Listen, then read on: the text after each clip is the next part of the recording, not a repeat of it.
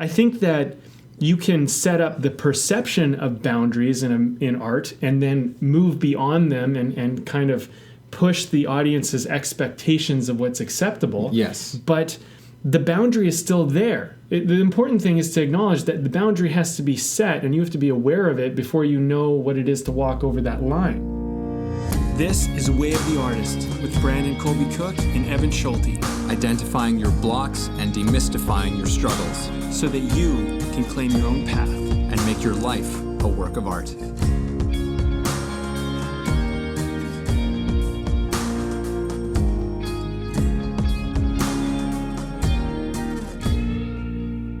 Welcome to another podcast with Way of the Artist.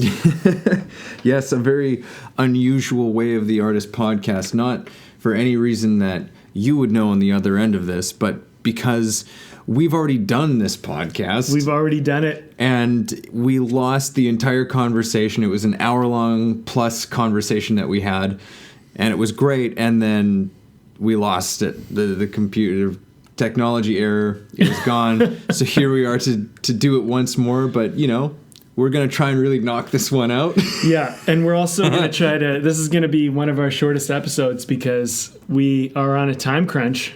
Evan and I found a window to actually do a recording of this one again, but we're going to do the same idea in half the time. Yeah. That's the idea. Yeah, and who knows, maybe we'll discover some more stuff. So, if you read the title, Creative Side of Boundaries. Creative Side of Boundaries. And boundaries has been, at least in my circles, has been a big topic with a lot of, you know, the people I know, and a lot of people out there are talking about it because of people like Brene Brown. She talks a lot about this stuff. So I'm going to be rehashing some of her stuff because it's great. And if you haven't checked her stuff out, definitely do.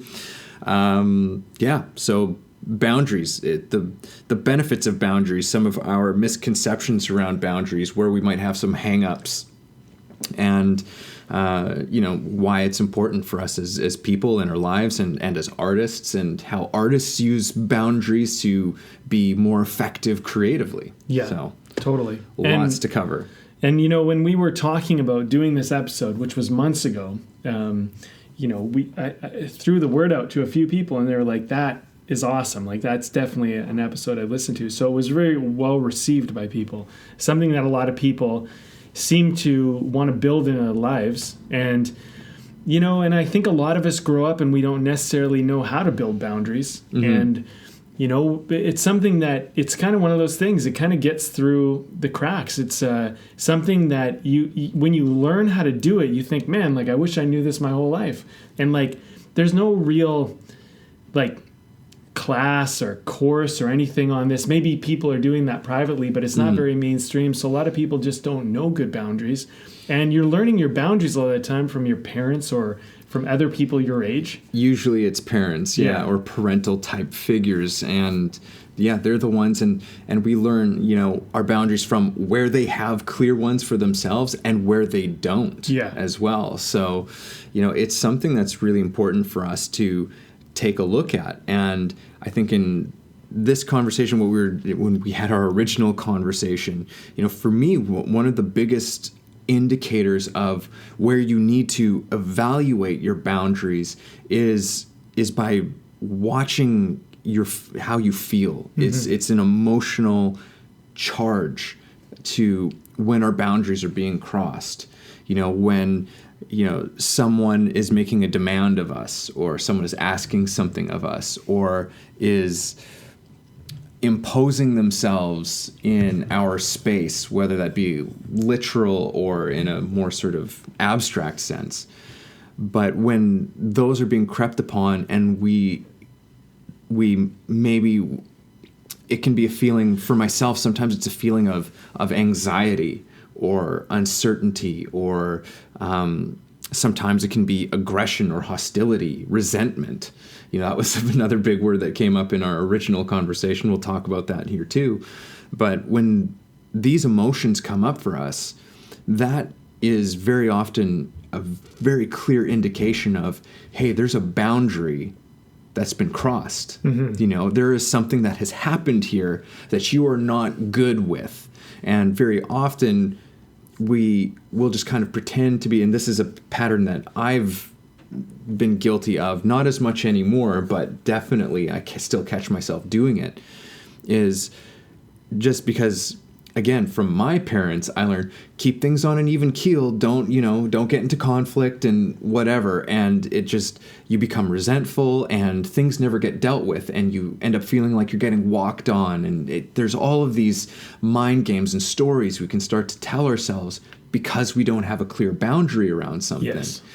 And it's actually way better to communicate clear boundaries when those things occur, and to say, hey, look, and again, it's not really about being hostile about it. It doesn't mean you have to be angry with somebody when you communicate a boundary. And in fact, I think that it's better when we communicate our boundaries from a compassionate place.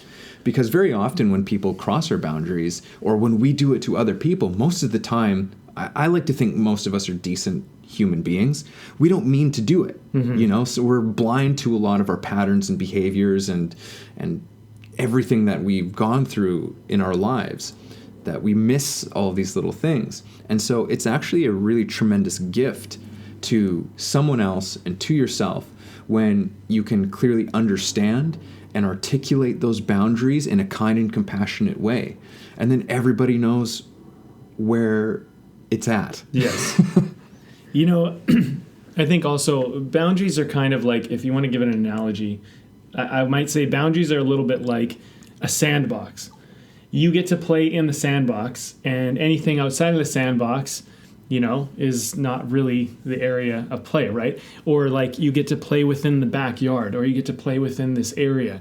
And you kind of create boundaries for two reasons. One is to keep things contained, and another thing is to keep things out. And with a boundary, what it does is it creates a safe area to play. And I think that's one of the most important parts for the artist, is the artist needs to know their bounds. They need to know, how far can I go? What is too far? And I think part of artistry is you're constantly pushing boundaries to figure out what the edge is. And that's part of the artist's job. Mm-hmm. On the other side, there's the interpersonal boundaries, or the boundaries of business and relationship. And those boundaries can be both in and keeping out, but a lot of it has to do with keeping out. If you look at a lot of legal contracts with, say, around acting and around the arts and stuff like that, it's about what's allowed, what's not allowed. Mm-hmm. I was just directing a film in Toronto earlier this year, and we were working with ACTRA, and we had some nudity that kind of occurred and some sexually suggestive scenes, right? And it's a comedy and everything, but they made us jump through all the hoops to make sure that everything was done appropriately.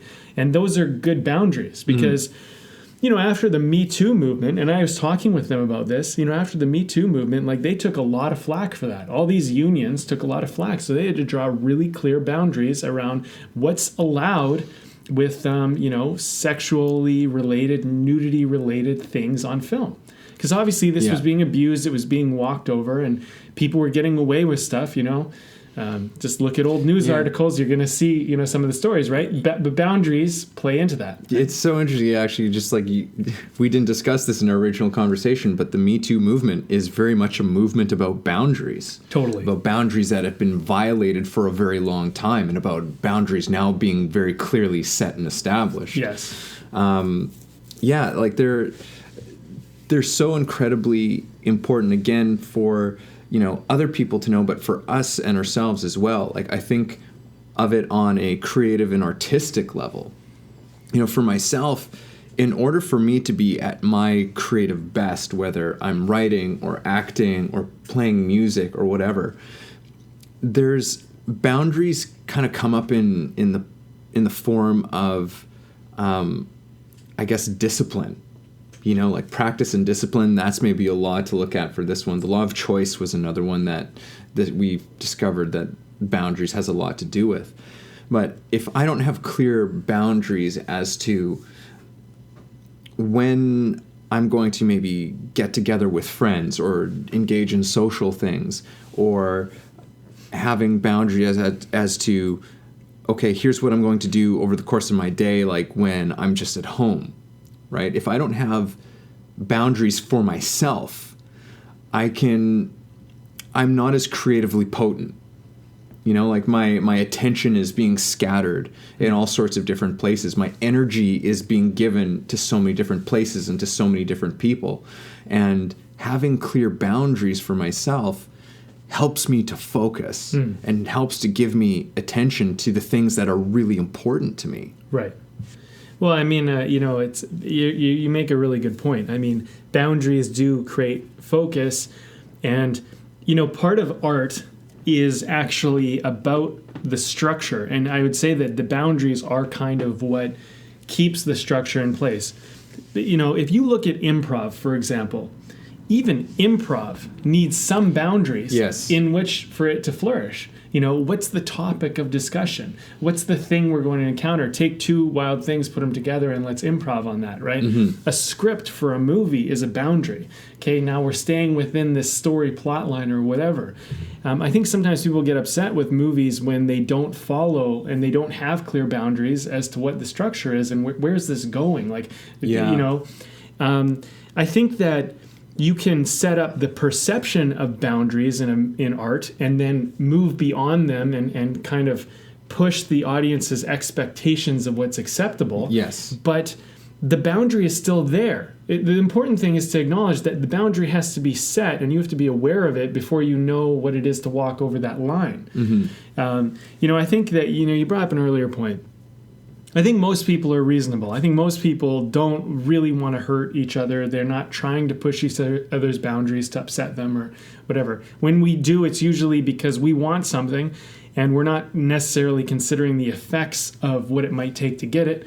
We cross a boundary not realizing that upset somebody or did something wrong, but then we do it and then we realize that it was too far. And that's kind of how we learn. Some people, I think they start to discover, I can get a reaction out of this person, or I can get this person to give me more than they're willing to give me, and they like doing that. And that can be a narcissistic thing, that can be where they only care about themselves and they don't really have empathy. I still think that exists, but I think for the most part, most people are not entirely just out for themselves, because even if you say, at the end of the day, everybody's selfish. Even if you were to say that's what's going on, people still care enough to build their relationships and build things with each other that they're not really trying to just walk all over each other and hurt each other. Even if they care about themselves the most, it doesn't mean that they don't care about others. And I think boundaries just help, set a point to say, like, this is what I need for us to succeed. Not for me to succeed, but for us to succeed. You know what I mean? When you're drawing a boundary, if you're doing it from this is what I want, then I think you have a bit of you're doing it from a narcissistic place.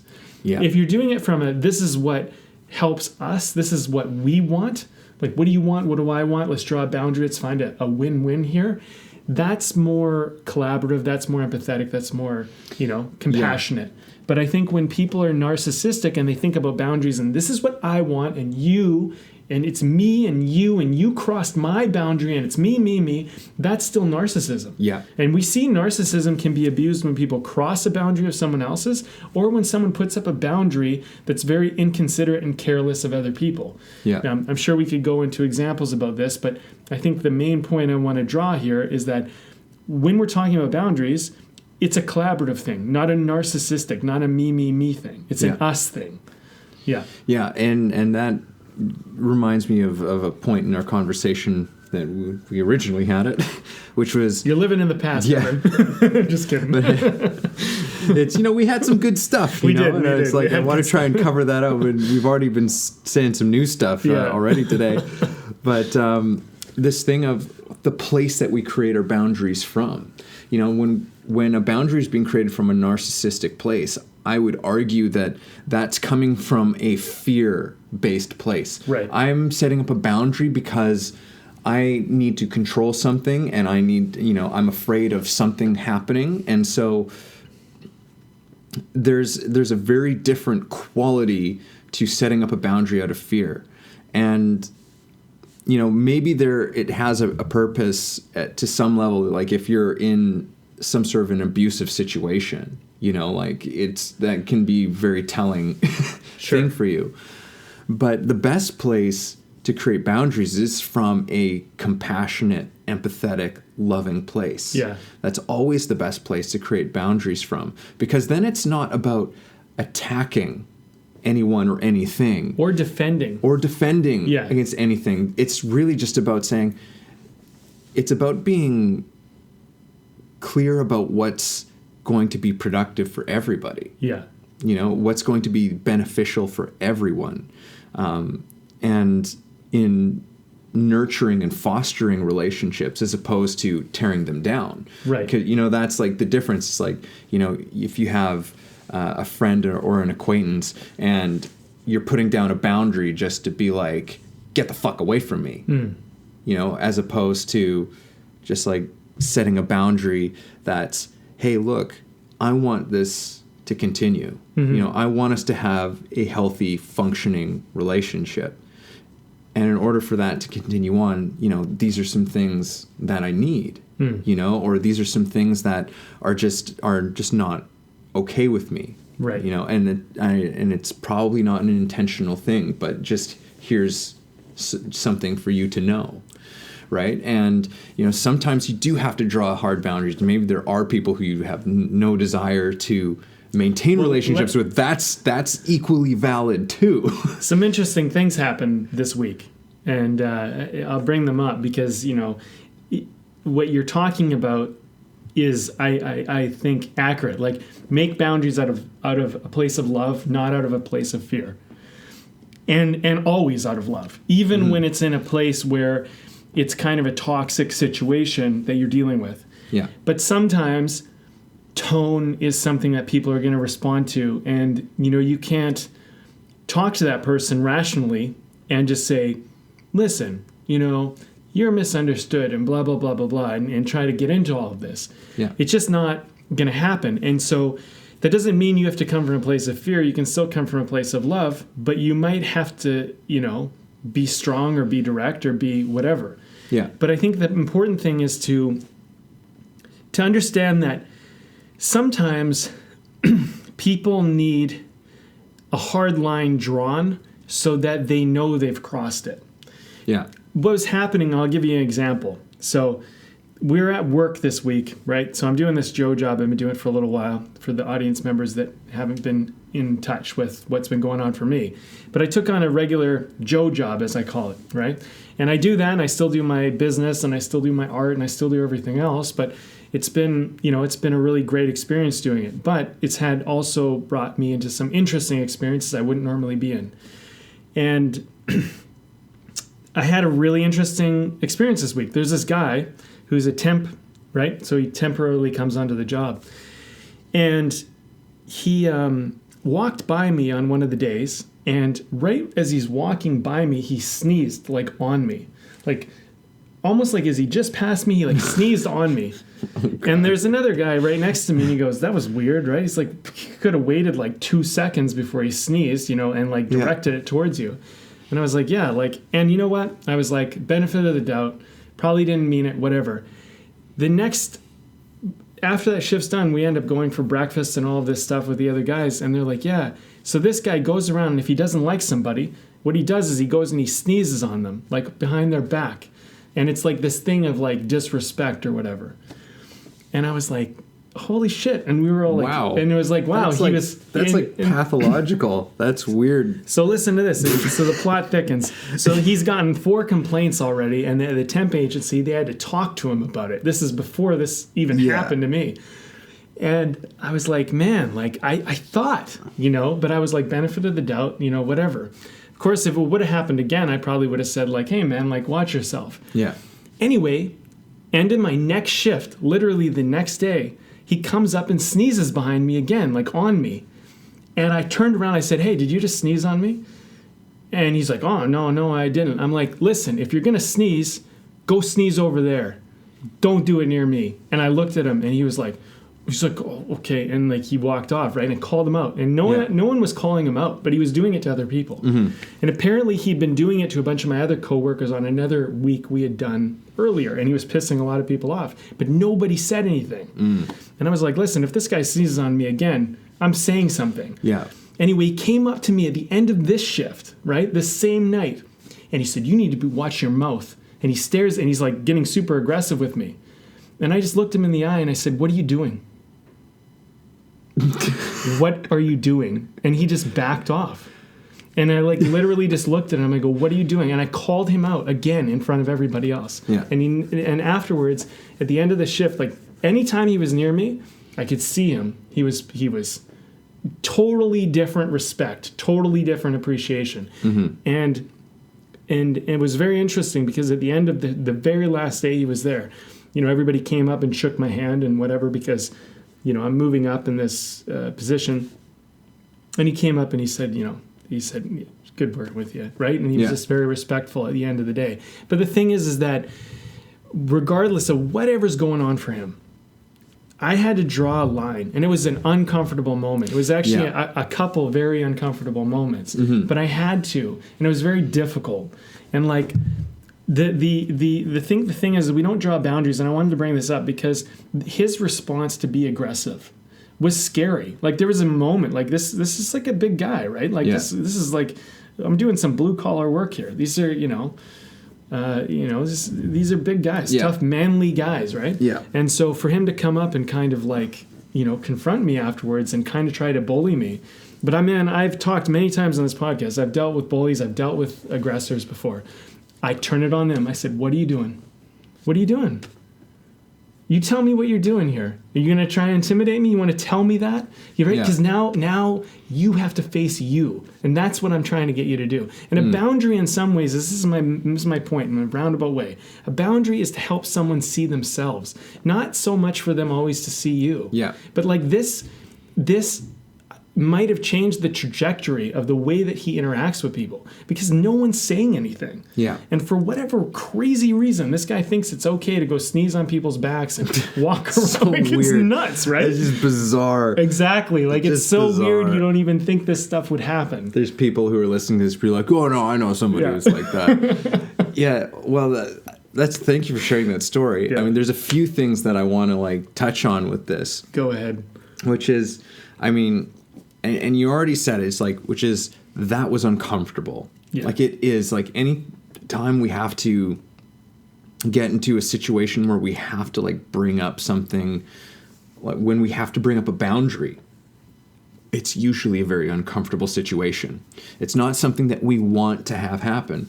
But I mentioned earlier in the podcast the work of Brene Brown, and something that stuck with me from listening to some of her talks was she would say, she's like, pick uncomfortability over resentment, because that is the process. And I was just like, that's why it stuck with me, because I'm like, yeah, like I can see how that's operated in my own life.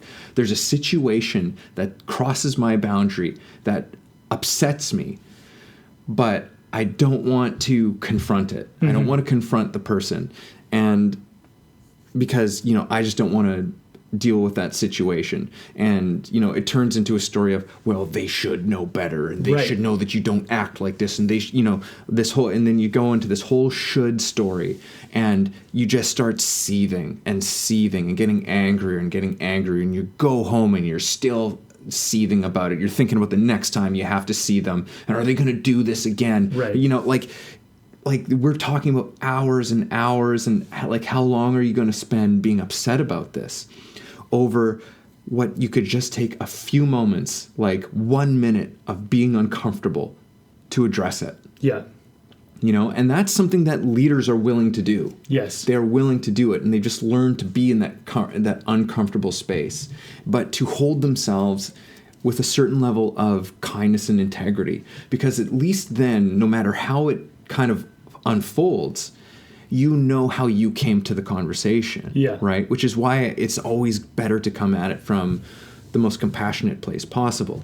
And the other thing I want to touch upon in what you were saying is that, sometimes it is very difficult. There's a difficult person that you need to have, you don't need to have a loving relationship with this person, but you do need to establish a boundary with them, right? And there are people who sometimes come across in our lives, and they teach us that okay, you know what, you don't need to be friends with everybody. No, yeah, but you need to have some separation from them, and when you can't have a huge deal of love and compassion for that person, sometimes setting clear boundaries is really showing yourself a kind of love and compassion. Setting a boundary, saying, no, I do not deserve this. I am better than this. Like, it's saying that thing to ourselves, that we are worthy of being treated in a certain way. Right? And from that place, we can enter the conversation with that sense of, I'm doing this as an act of love and kindness for myself. Right. I think that that's something that we don't often look at, because I think boundaries, when we say that word, for a lot of people, it makes people think of just like you have to be nasty and cruel and almost inhuman in a certain kind of way. But it's actually one of the most kind and human things that you can do. I agree. I think there's a fine line that we all have to kind of acknowledge, where we do show ourselves love and compassion. But I think that fine line is one we have to tread carefully, because narcissism and the idea of being self-involved can sneak in there, where it's like, I'm doing this out of self-love, and like, really, that's bullshit. It's just you're just not acknowledging like the fact that you just like, I think we all have to go on this default. You're always going to try to do everything that's the easiest, the most self-serving, and the thing that's going to be the most comfortable. That's your default. That's the human default. If you don't do that, then you're not very smart. Because most intelligent people are going to try to figure out, how do I do it easier? How do I keep myself more comfortable? And how do I get more of what I want? Less effort, less time, less energy. That's the idea, right? So sometimes when it comes down to drawing boundaries or really just doing anything in life, we have to call ourselves out and go like, okay, I'm trying to do this because, yeah, it serves me. But just because it serves you doesn't always mean that it's good. And I think that's where we need to sometimes pay attention. That being said, since our last conversation, I feel like I'm kind of glad it got erased, because there was a couple things I said, and I was like, afterwards, I was like, I don't know. I don't know, actually. And it was kind of around the things about, when do you draw a line where you cut somebody out? When do you draw a line where you just move someone out of your life? And I think there is a line. Yeah. And I think there is a point. And, I over the past bit since we had that conversation, I've been thinking about that, and I've been going, okay, well, what are the no-goes in my life? Like, where do I draw the line where I say, like, look, if you keep bringing this to my world, you're not welcome in it anymore? And I was thinking about that, and I was like, one of the big ones for me is like drama. Some people love it. They love drama in their lives. I don't want any of it. I don't want drama. I don't want things to be made into a bigger deal than they need to be made into. I don't want people bringing their shit that's theirs and then blaming me for the fact that they have a problem. I don't want any of that. And so for me, I say, look, if you want to bring that here, go take it elsewhere. Go take your sneeze elsewhere. Yeah. You know what I mean? And I'll say that to people, and that's a line that I'll draw. And it's like, if you bring that to my world, you're not welcome in it. And I think that we all need to figure out for ourselves, what are those things that are no-goes for you? There's a lot of boundaries that can be drawn around that. There are ways in which you can curate your world, curate your surroundings, curate the people around you, where you decide who gets to kind of enter your theater and who doesn't. And I think that's an important boundary to draw. That being said, there's going to be people that you're going to have to leave your theater and interact with. Yeah. And in that place, you don't always get to choose. I didn't get to choose whether this temp got to be working there, whether he got to continue. In fact, someone might hire him again and bring him to the job site, and I might have to deal with him again. I think we left on much better terms, but there's people that get brought into this environment that I don't control. So that strategy of I'm going to kick you out of my theater isn't a good boundary strategy. And that's not always going to work. So my point is that sometimes you need to understand that you're not always in your arena. Yeah. When I'm at work, I have my space and I have my environment in which I'm working, but it's not necessarily my arena. I don't control it all. And I have to accept that. And then within that, I have to draw boundaries within this arena that I'm visiting, so to speak. And I think that's an important part to remember. If you come onto my set as a director, in a lot of ways, I'm the one that's setting the boundaries, even a lot of the time more than the producers are. Yeah. So if you're an actor coming into my set, you got to draw your boundaries. That's true. But understand that, the producers and the director and there's other people, really, if the producer's running the show, the production manager, they're going to be setting the boundaries for you. So you're going to have to decide, do I want to be in that environment? Or do I remove myself? Or if I'm going to be in that environment, how do I handle myself in that? Yeah. And part of drawing boundaries, last thing I'm going to say, part of drawing boundaries is sometimes leaving the environment. Not kicking someone out, but you exiting. Yeah, absolutely. Yeah. When it's been established, because usually, like we were saying before, is with boundaries, there's usually a choice that's involved. I mean, for one, there's the choice that you have to make for yourself of what is okay and what is not. Yeah. And then if sometimes boundaries are really just for ourselves, but, oftentimes our boundaries involve another party. And usually it also involves giving that other party a choice. Right. It's look, this is my boundary. It can go this way or it can go this way. Right. And you just leave it there, and it's just and whatever your choice is, that's your choice. But, we know exactly where we stand. And it can be something it can be something that actually opens up a relationship. It can be something that actually connects you with someone in a deeper way. Yeah. But it can also be a thing of if that's not going to happen, if it's a tumultuous relationship, it can you can potentially change it into one of respect. Right. It's you don't have to like each other, but you can respect each other. And in a weird way, that was kind of what your recent story kind of illustrates. It was there was a boundary set and there was you weren't friends. You're not going to ring each other up, but there was a kind of respect that happened at the end. Yes. Yeah.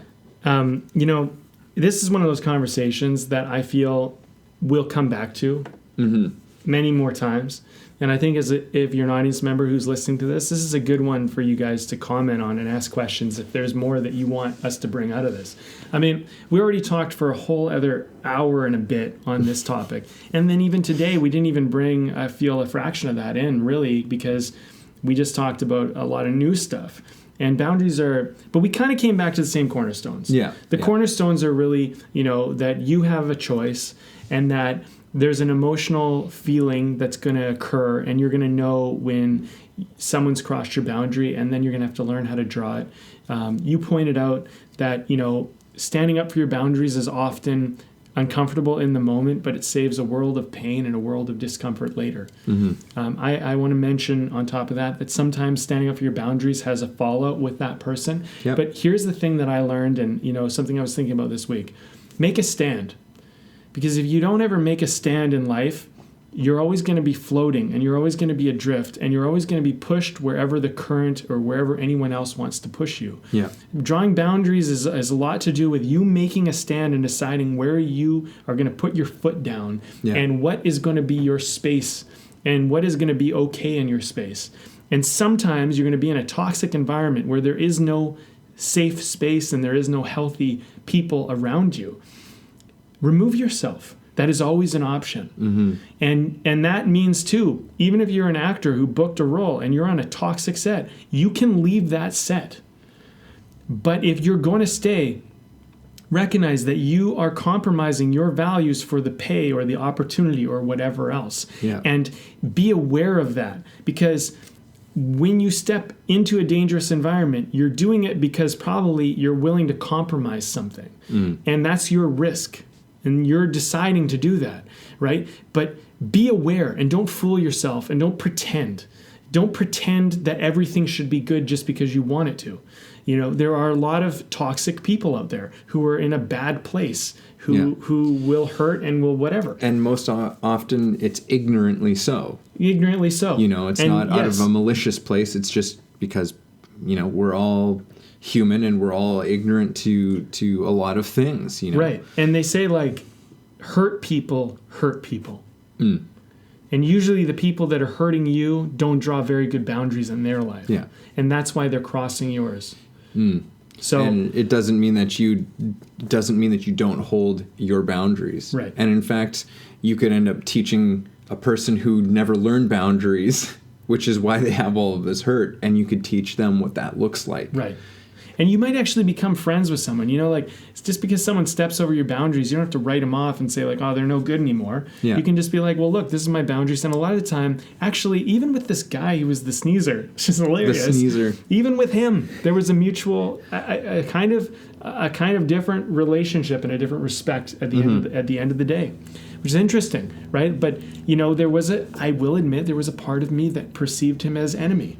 Yeah. You know, enemy, bad, toxic, right? But at the end of the day, kind of was like, you know, at the end of the day, what are we doing? We're just here. We're working together. We're trying to build something together. We're all trying to make some money and do something together. So you know what? At the end of the day, you're still part of the team at this point.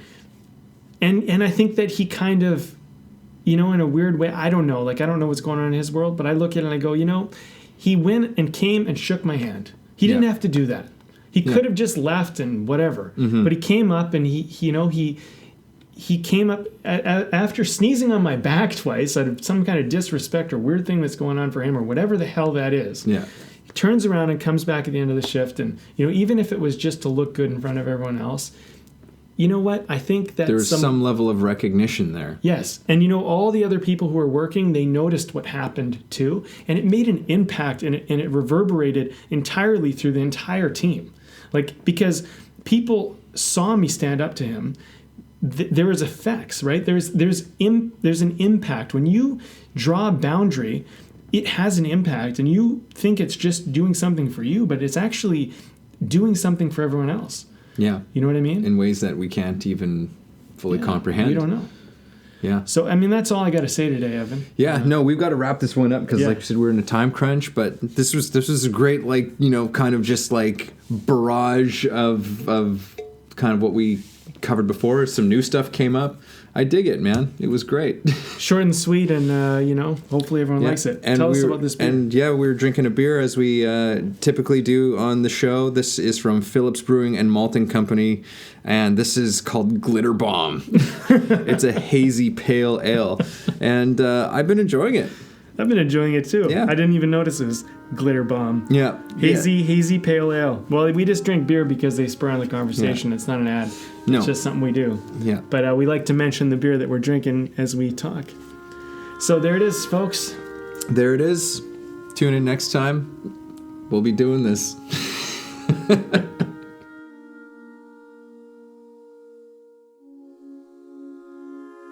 Thanks for listening to the show. If you got something out of this, if you feel it improved your life or your journey in any way, please take a moment to subscribe, leave a review, or share the episode. You can also support us on Patreon, where we have tons of great bonuses. You are the ones that make the show possible and help us to thrive. Thank you for joining us.